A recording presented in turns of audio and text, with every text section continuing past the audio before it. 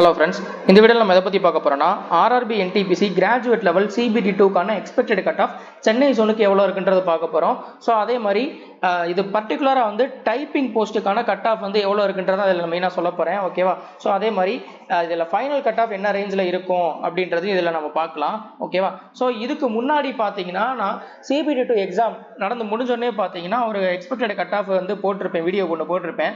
அது பாத்தீங்கன்னா சோ எழுதிட்டு வந்தவங்க சொன்னதோட ரெஸ்பான்ஸ், அதே மாதிரி அவங்க சொன்ன அட்டம்ப்ட்ஸ் இதெல்லாம் வச்சு ஸோ ஓரளவுக்கு நான் சொன்னது அதெல்லாம். இப்போ பார்த்தீங்கன்னா ஆன்சர் கீ வந்ததுக்கு அப்புறம் கம்ப்ளீட்டாக அனலைஸ் பண்ணி இது என்ன ரேஞ்சில் இருக்கும் அப்படின்றத நான் சொல்கிறேன். ஓகேவா? ஓகே. ஸோ இதுதான் பார்த்தீங்கன்னா நமக்கு சென்னை ஜோனுக்கான வேகன்சி டேபிள். இது உங்களுக்கு எல்லாருக்கும் தெரிஞ்சது தான். இதில் என்னென்ன போஸ்ட்டுக்கு எவ்வளோ வேகன்சி இருக்குது இதெல்லாம் தெரிஞ்சது தான். ஓகேவா? மொத்தம் 5 கேட்டகரி இருக்குது. 5 கேட்டகரிக்கும் பார்த்தீங்கன்னா மொத்தம் 436 போஸ்ட் இருக்குது. ஓகேவா?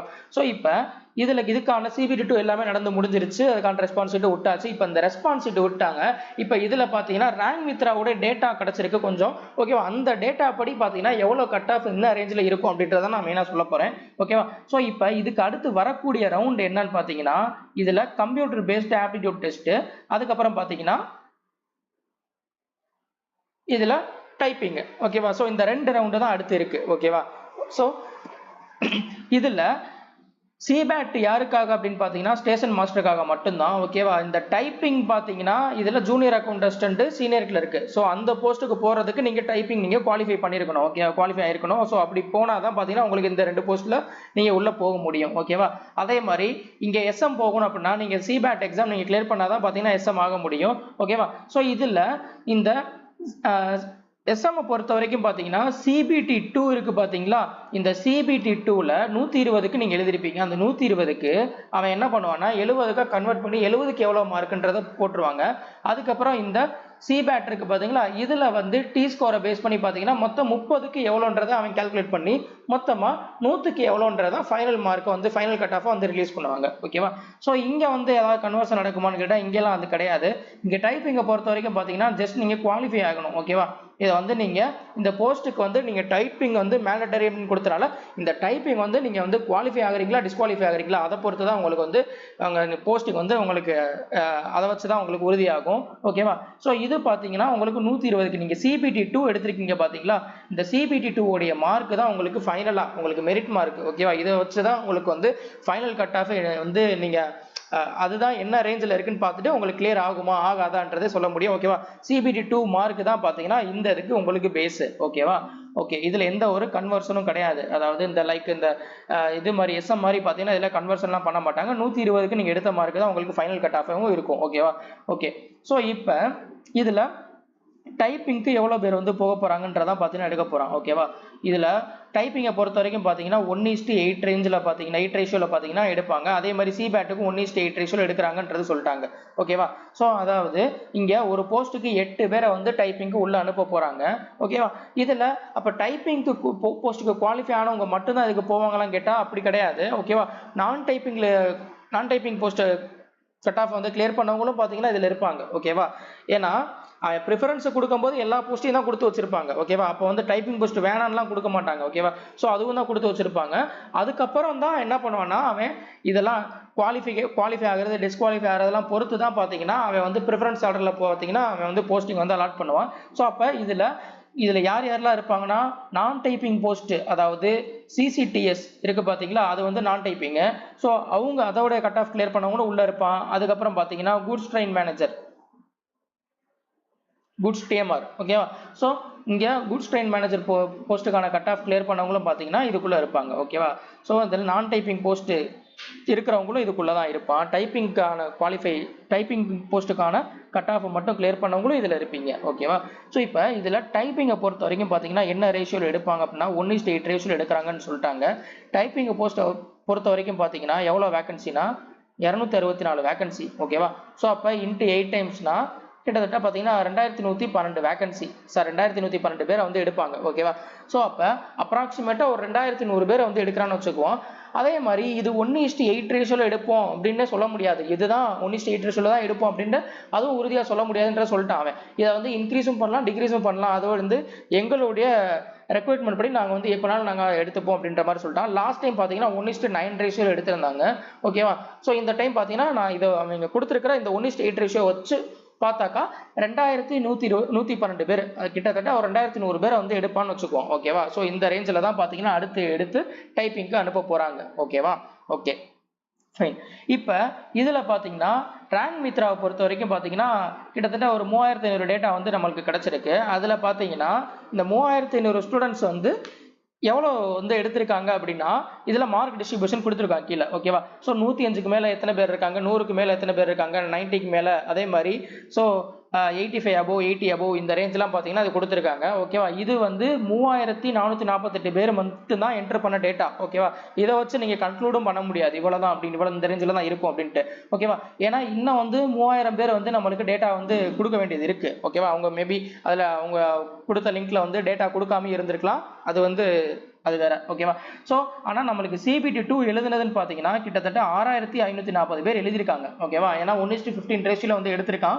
ஸோ 6500 அப்ராக்சிமேட்டா ஒரு 6500 பேர் எழுதியிருக்கான். ஓகேவா? ஸோ இங்கே நம்மளுக்கு வந்த டேட்டா பார்த்தீங்கன்னா 3500. அந்த 3500ல் 500ல் உள்ள இந்த மார்க் அலோகேஷன் தான் இது. இன்னும் 3000 வர வேண்டியது இருக்கு. அந்த இன்னும் 3000த்தில் பார்த்தீங்கன்னா கொடுத்தாங்கன்னா இதோடைய கவுண்ட்லாம் பார்த்தீங்கன்னா கண்டிப்பாக இது கூட தான் இருக்கும். ஓகேவா? ஓகே. ஸோ இப்போ நம்மளுக்கு கட் ஆஃப் நம்மளுக்கு என்ன ரேஞ்சில் இருக்கும் அப்படின்னா இப்போ நம்மளுக்கு எடுக்க போகிற கேண்டிடேட்டே பார்த்தீங்கன்னா டைப்பிங் போஸ்ட்டுக்கு எடுக்க போகிறதே பார்த்தீங்கன்னா 2100 பேர் தான் எடுக்க போகிறோன்றது தெரிஞ்சிருச்சு. ஓகேவா? அப்போ 2100 பேர்னா 75க்கு நீங்கள் இங்கே பார்த்தோன்னு என்ன தெரியும்னா ஸோ அப்போ 2112 அப்போ 75 to 80 இந்த ரேஞ்சில் தான் இருக்குன்ற மாதிரி நினைப்பீங்க. இது வந்து 3500க்கு மட்டும்தான். ஓகேவா? ஸோ அப்ராக்சிமேட்டாக இது 3.5Kக்கு மட்டும் இந்த டேட்டா. ஓகேவா? இன்னும் ஒரு 3000 பேர் என்டர் பண்ணியிருந்தாங்கன்னா கண்டிப்பாக இதோட கவுண்ட்லாம் கூடும். ஓகேவா? ஸோ இதில் 3000 பேரில் ஒரு கிட்டத்தட்ட இதில் பார்த்தீங்கன்னா 3448லேயே பார்த்தீங்கன்னா இங்கே அப்ராக்சிமேட்டாக 50%. ஓகேவா? 50% கிட்டக்கே பார்த்தீங்கன்னா 1500 பேருக்கு மேலே வந்து 80 மார்க்குக்கு மேலே எடுத்திருக்கான். ஓகேவா? ஸோ இங்கே 3500ல் கிட்டத்தட்ட பார்த்தீங்கன்னா 1500 பேரே பார்த்தீங்கன்னா இங்கே 80க்கு மேலே மார்க் எடுத்துட்டான். அப்போ அதே மாதிரி இங்கே நீங்கள் 3000 பேர் பேலன்ஸ் வந்து டேட்டா கொடுக்க வேண்டியது இருக்கு. ஸோ அப்போ அந்த பேலன்ஸ் ரிமைனிங் உள்ள 3000 பேரில் பார்த்தீங்கன்னா அதில் நீங்கள் ஒரு 40% நீங்கள் போட்டால் கூட இந்த கவுண்டை தாண்டி போயிடும். ஸோ அப்போ கண்டிப்பாக இதில் கட் ஆஃப் வந்து 80க்கு மேலே இருக்குன்றது தெளிவாக தெரிஞ்சிருச்சு. ஓகேவா? ஏன்னா ஷிஃப்ட் 2 வந்து நீங்கள் சென்னை சோனை பொறுத்த வரைக்கும் ஷிஃப்ட் 2 தான் நீங்கள் எழுதிருப்பீங்க. ஷிஃப்ட் 2 வந்து ரொம்ப ஈஸியான ஷிஃப்ட். இதில் ஆவரேஜ் கட் ஆஃபே பார்த்தீங்கன்னா ஆவரேஜ் மார்க்கே பார்த்தீங்கன்னா அவனே ரேங்க் மித்ராவே கொடுத்துருக்கான். எவ்வளோ இருந்துச்சு அப்படின்னா 80 மார்க் இருந்துச்சுன்னு கொடுத்துட்டான். கண்டிப்பாக அப்போ கட் ஆஃப் வந்து அபவ் த ஆவரேஜ் தான் இருக்கும். ஓகேவா? ஸோ இதில் அவனே சொல்லியிருக்கான் ஒவ்வொரு போஸ்ட் வைஸ் கம்யூனிட்டி வைஸும் பார்த்தீங்கன்னா எவ்வளோ வேக்கன்சி இருக்கோ அதில் நாங்கள் 8 டைம்ஸ் எடுப்போம் அப்படின்ற மாதிரி கொடுத்துட்டாங்க. ஓகேவா? ஸோ இதில் யூஆரை பொறுத்த வரைக்கும் பார்த்தீங்கன்னா டைப்பிங்க்கு இதில் ஓகே இங்கே இருக்கு. இங்கே வேகன்சி டேபிள் கொடுத்துருக்கேன். இங்கே எவ்வளோனா யூஆரை பொறுத்த வரைக்கும் 120 வேகன்சி, ஓபிசியை பொறுத்த வரைக்கும் 64 வேகன்சி, இடபிள்யூஸை பொறுத்த வரைக்கும் 20, எஸ்சியை பொறுத்த வரைக்கும் 40, எஸ்டியை பொறுத்த வரைக்கும் 20. ஓகேவா? ஸோ இதில் 1:8 ரேஷியோ எடுக்கிறாங்க அப்படின்னா இதில் 960 பேர் எடுப்பாங்க ஜென்ரலை பொறுத்த வரைக்கும். ஓபிசியை பொறுத்த வரைக்கும் 512, இடபிள்யூஸை பொறுத்த வரைக்கும் பார்த்தீங்கன்னா 160, அதே மாதிரி இங்கே 320, இங்கே வந்து அதே மாதிரி 160. ஸோ டோட்டலாக பார்த்தீங்கன்னா 2112. ஓகேவா? இந்த கவுண்டை தான் அவன் எடுக்க போகிறான்.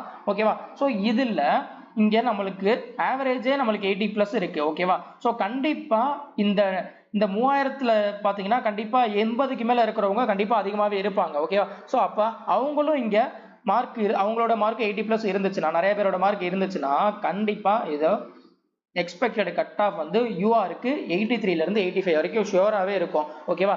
ஓபிசிக்கு என்ன ரேஞ்சில் இருக்கும்னு பார்த்தீங்கன்னா 81லேருந்து 83 இந்த ரேஞ்சில் இருக்கும். அதுக்கப்புறம் பார்த்தீங்கன்னா ஸோ இடபிள்யூஎஸ்க்கு 80 to 82, எஸ்சிக்கு 77 to 79, எஸ்டிக்கு 73 to 75 இந்த ரேஞ்சில் தான் இருக்கிறதுக்கான வாய்ப்பு அதிகம். ஓகேவா? இவங்க கொடுத்த இந்த டேட்டா வச்சு பார்க்கும்போது பார்த்தீங்கன்னா கட் ஆஃப் வந்து எதுக்கு டைப்பிங் போகிறதுக்கான கட் ஆஃப் வந்து இந்த ரேஞ்சில் இருக்கும். ஃபைனல் கட் ஆஃப் வேறு. ஓகேவா? ஸோ இதில் இந்த ரேஞ்சில் தான் பார்த்தீங்கன்னா இந்த கட் ஆஃப் ஃபிக்ஸ் பண்ணி டைப்பிங்க்கு 1:8 ரேஷியோவில் எடுப்போம். அதாவது ஒரு போஸ்ட்டுக்கு 8 பேர் என்ன பண்ணுவான்னா எங்கள் டைப்பிங்க்கு அனுப்புவான். ஓகேவா?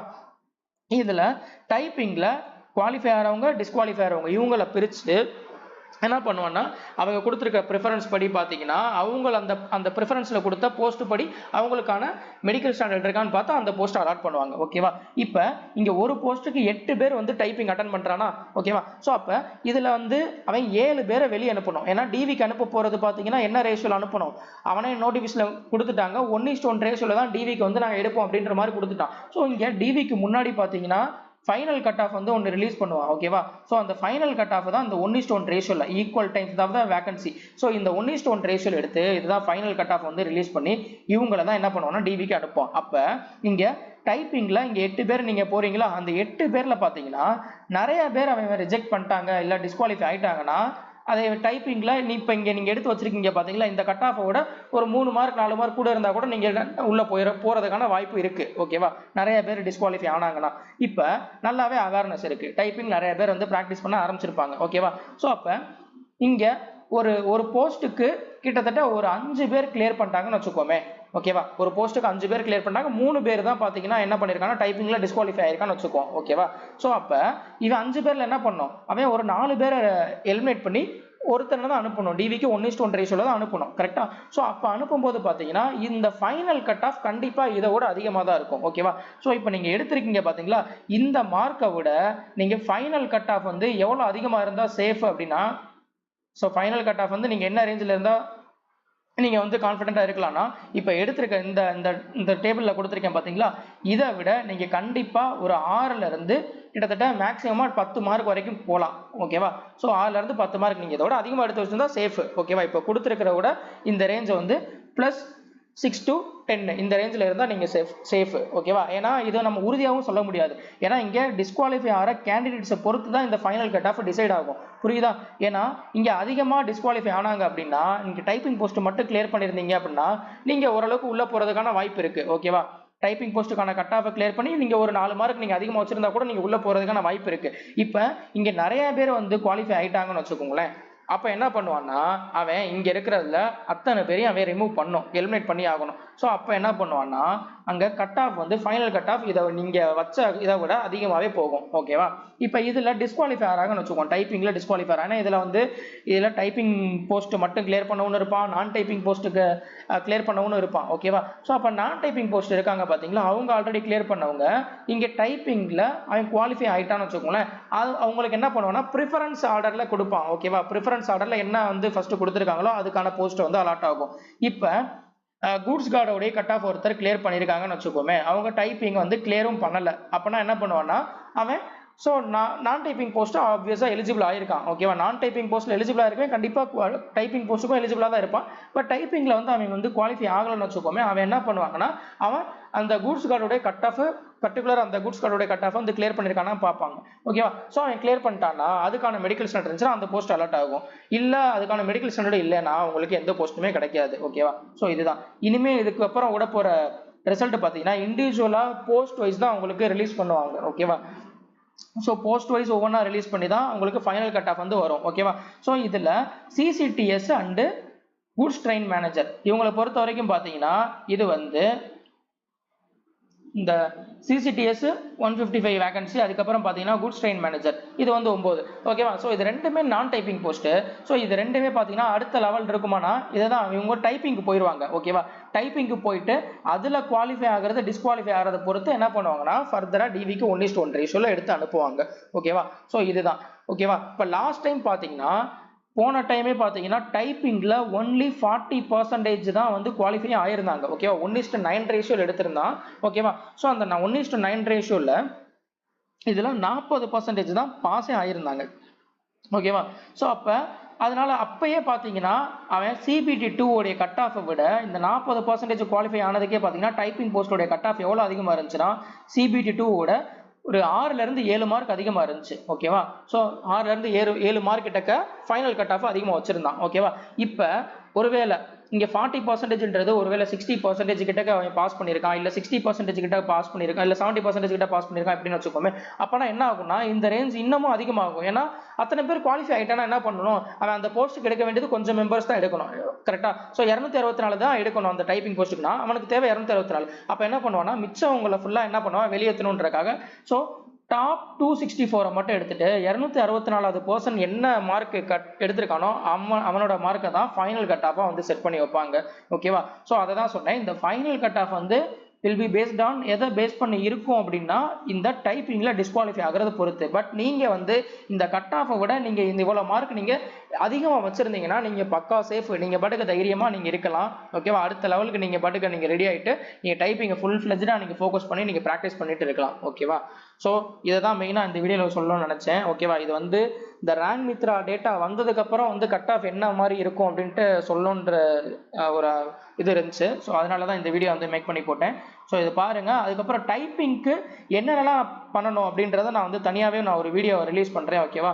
ஸோ டைப்பிங் வந்து எப்படி இருக்கும், அதுக்கப்புறம் பார்த்தீங்கன்னா இந்த கட் ஆஃப் இந்த டைப்பிங்கான கட் ஆஃப் விடுறான் பார்த்தீங்களா? ஸோ அதில் இருந்து டைப்பிங்கான எக்ஸாம் வந்து எவ்வளோ நாள் வந்து கேப் கொடுப்பாங்க. ஓகேவா? லாஸ்ட் டைம் எவ்வளோ கேப் இருந்துச்சு, அதுக்கப்புறம் என்ன சாஃப்ட்வேர்லாம் நீங்கள் யூஸ் பண்ணணும், அப்புறம் வந்து போன டைம் டைப்பிங்கான அந்த கண்டிஷன்ஸ்லாம் கொடுத்துருப்பாங்கல்ல, பேக் ஸ்பேஸ் இருக்காது, அந்த மாதிரி ஒவ்வொன்றா என்னென்னலாம் இருக்கோ, ஸோ அந்த கண்டிஷன்ஸ்லாம் நான் வந்து லாஸ்ட் டைம் கொடுத்த அந்த நோட்டீஸை வந்து எடுத்து ஸோ உங்களுக்காக நான் வீடியோ போடுறேன். ஓகேவா? ஸோ அது கண்டிப்பாக உங்களுக்கு யூஸ்ஃபுல்லாக இருக்கும். ஓகேவா? ஸோ இந்த மார்க் வந்து நீங்கள் சேஃபர் சைடில் இருந்தீங்க அப்படின்னா தயவு செஞ்சு நீங்கள் இப்போ இருந்தே நீங்கள் டைப்பிங்க்கு ப்ராக்டிஸ் பண்ண ஆரம்பிச்சிருங்க. டைப்பிங் அசால்ட்டாக நினைக்க வேணாம். டைப்பிங்கை பார்த்தீங்கன்னா நிறைய பேரை வந்து ரிஜெக்ட் பண்ணி விட்டுருவாங்க. ஓகேவா? ஏன்னா இல்லை பேக் ஸ்பேஸ் இருக்காது. ஸோ பதட்டத்தில் நீங்கள் அடிப்பீங்க. அதே மாதிரி பார்த்தீங்கன்னா இந்த ஸ்பெஷல் கேரக்டர்ஸ்லாம் கொஞ்சம் அதிகமாக இருந்துச்சுன்னு வச்சுக்கோங்களேன், நீங்கள் அதெல்லாம் கொஞ்சம் நீங்கள் டைப்பில் நீங்கள் பண்ணுறது கொஞ்சம் கஷ்டமாக இருக்கும். டென்ஷன் அடிக்கும் போதே பார்த்தீங்கன்னா பக்கத்தில் உள்ள கீ ப்ரெஸ் ஆகும். பக்கத்தில் உள்ள கீ ப்ரெஸ் ஆயிடுச்சுன்னா அது ஹாஃப் எரராக கேல்குலேட் ஆயிரும், ஃபுல் எரராகவே கேல்குலேட் ஆயிரும். அப்போ பார்த்தீங்கன்னா நீங்கள் பேக் ஸ்பேஸ் நீங்கள் அடிக்கவும் முடியாது. ஸோ பார்த்தீங்கன்னா இந்த மாதிரி தான் நிறைய பேர் வந்து ரிஜெக்டாக இருக்காங்க. ஈவன் ஹையர் லெவலில் டைப்பிங் முடிச்சவங்க கூட பார்த்தீங்கன்னா அதில் வந்து டிஸ்குவாலிஃபை ஆயிருந்திருக்காங்க லாஸ்ட் டைம். ஓகேவா? அதனால் டைப்பிங் அசால்ட்டாக நினைக்க வேணாம்.